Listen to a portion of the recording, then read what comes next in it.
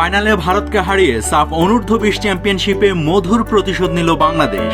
টাইব্রেকারে প্রবাসী Ronan সুলেভানের Panenka shot যখন ভারতীয় গোলরক্ষককে ফাঁকি দিয়ে জালে জড়ালো, তখন প্রবাসী বাংলাদেশি সমর্থকদের গগনবিদারী চিৎকারে কেঁপে উঠল মালদ্বীপের মালে জাতীয় স্টেডিয়াম। হাজার হাজার মাইল দূরে বাংলাদেশের টিভি সেটের সামনে বসে যারা খেলা দেখছিলেন, তাদের উদযাপনও ছিল ঠিক একই ধরনের। টানা 3 ফাইনালে ভারতের কাছে হারের মধুর প্রতিশোধ যে নিতে পারল বাংলাদেশ।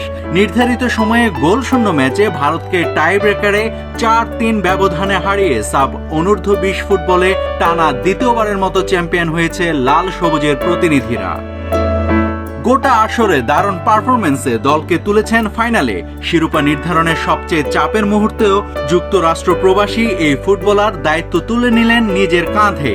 চাপকে বুড়ো আঙ্গুল দেখিয়ে ঠান্ডা মাথার পানেনকা শটে বোকা বানালেন ভারতের অধিনায়ক ও গোলরক্ষক সুরজ সিংকে।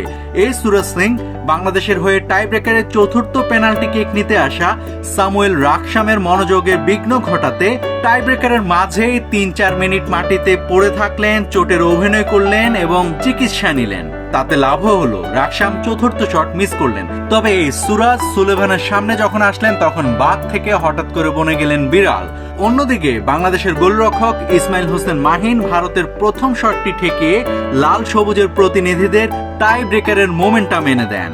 আর তাতে ফাইনালে প্রথমবারের মতো ভারতকে হারিয়ে এই আসরের শিরোপা জেতার স্বাদ পেল বাংলাদেশ। নাভিদ হাসান, সোনালী নিউজ।